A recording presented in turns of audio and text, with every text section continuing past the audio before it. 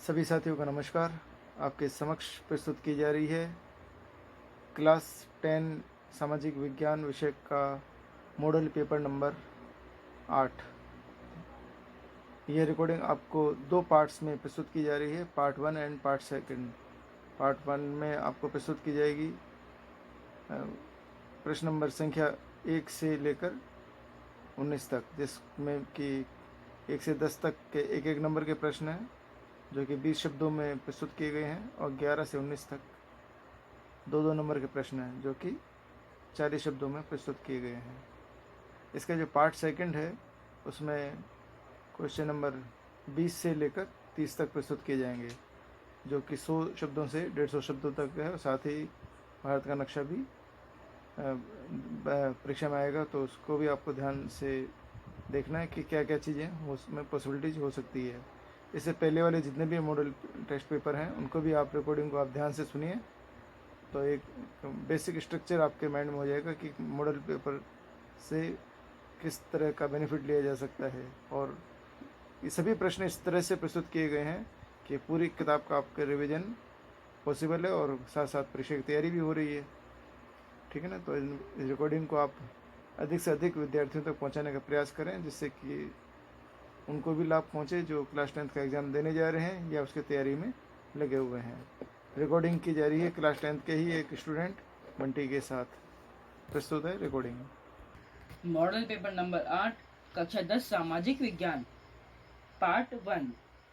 प्रश्न नंबर 1, इलाहाबाद प्रशस्ति अभिलेख में हमें क्या जानकारी मिलती है? इसका उत्तर है, इलाहाबाद प्रशस्ति अभिलेख से हमें समुद्रगुप्त की सैनिक उपलब्धियों की जानकारी मिलती है।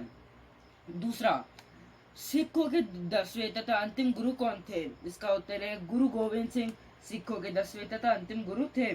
प्रश्न नंबर 3, नैतिक लोकतंत्र में किन बातों पर बल दिया जाता है?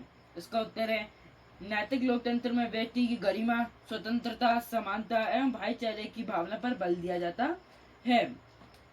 प्रश्न नंबर 4, राजस्थान के निकटतम बंदरगाह कौन से है? इसका उत्तर है, राजस्थान के निकटतम बंदरगाह कांदला एवं मुंबई है। प्रश्न नंबर 5, घरेलू साधन आय का क्या तात्पर्य है? इसका उत्तर है, घरेलू साधन आय का तात्पर्य देश की घरेलू सीमाओं के अंदर उत्पन्न होने वाले साधन आय से है। प्रश्न नंबर 6, भारत में राष्ट्रीय आय की गणना सर्वप्रथम किसने की? इसका उत्तर है, भारत में राष्ट्रीय आय की गणना सर्वप्रथम दादा भाई नारोजी ने की। प्रश्न नंबर 7, नियोजन के कोई दो घटक बताइए। इसका उत्तर है, पहला, इसमें प्राथमिकता क्रम में निर्धारित सुपरिभाषित लक्ष्य एवं उद्देश्य होते हैं। दूसरा, उपलब्ध संसाधनों का अनुमान लगाया जाता है।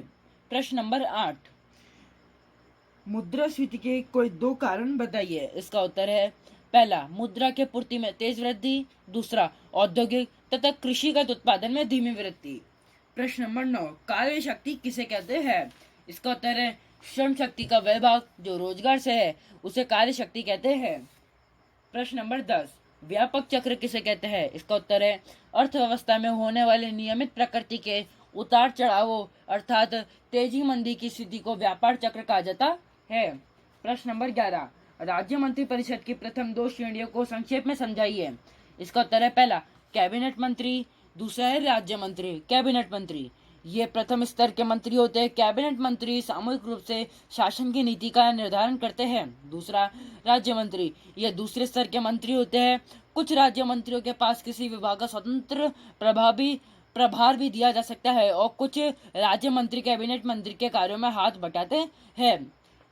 प्रश्न नंबर 12, टाका क्या है? समझाइए। टाका यह पश्चिमी राजस्थान में परंपरागत जल संग्रहण एवं जल संग्रहण का स्रोत है।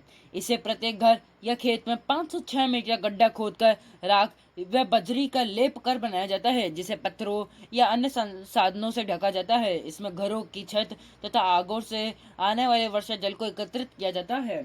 प्रश्न नंबर 13, भारत में गेहूं की फसल का वर्णन कीजिए। उसका उत्तर है, गेहूं रबी की मुख्य फसल है जो भारत के समशीतोष्ण भागों में बोई जाती है। गेहूं की फसल के लिए 10 से 25 सेंटीग्रेड तापमान एवं 25 से 75 सेंटीमीटर वर्षा की आवश्यकता होती है। भारत में गेहूं का उत्पादन मुख्यतः उत्तर प्रदेश, पंजाब, हरियाणा, मध्य प्रदेश, राजस्थान, बिहार आदि राज्यों में होता है।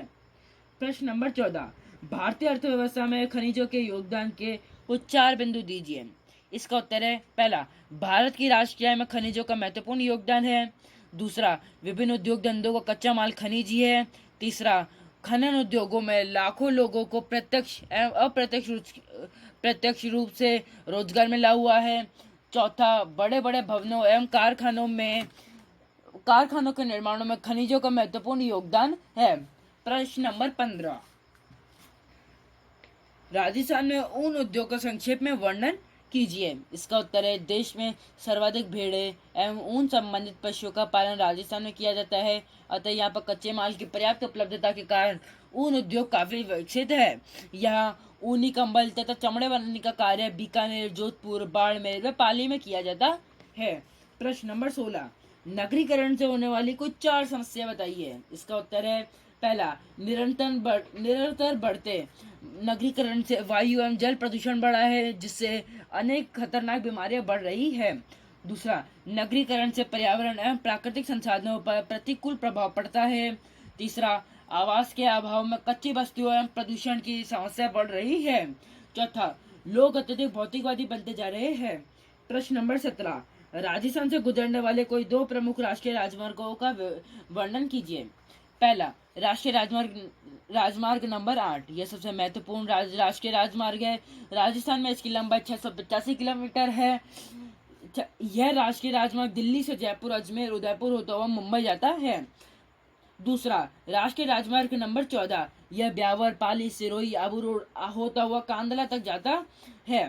प्रश्न नंबर 18, कस्बों एवं शहरों में बुनियादी संरचना का विकास किस प्रकार किया जाना चाहिए, उदाहरण देकर समझाइए। इसका उत्तर है कस्बों एवं शहरों में बुनियादी संरचना का विकास समाज के प्रत्येक वर्ग की आवश्यकता को ध्यान में रखते हुए किया जाना चाहिए, जैसे सभी सड़कों, पगडंडियों, रेलवे स्टेशन और सार्वजनिक स्थानों पर वृद्ध जनों एवं विशेष योग्य जन की सुविधा हेतु रैंप एवं स्वचालित सीढ़ियां बनानी चाहिए। प्रश्न नंबर 19, स्वच्छता में सम्मिलित कोई 2 प्रमुख बातें लिखिए। पहला, स्वच्छता में मानव के मलमूत्र, कचरे आदि का सुरक्षित संग्रहण, भंडारण, उपचार, निस्तारण तथा पुनः प्रयोग शामिल है। दूसरा, इसमें पारिवारिक दूषित जल की निकासी और निस्तारण और पुनः प्रयोग, पुनः चक्रण के उपाय शामिल है।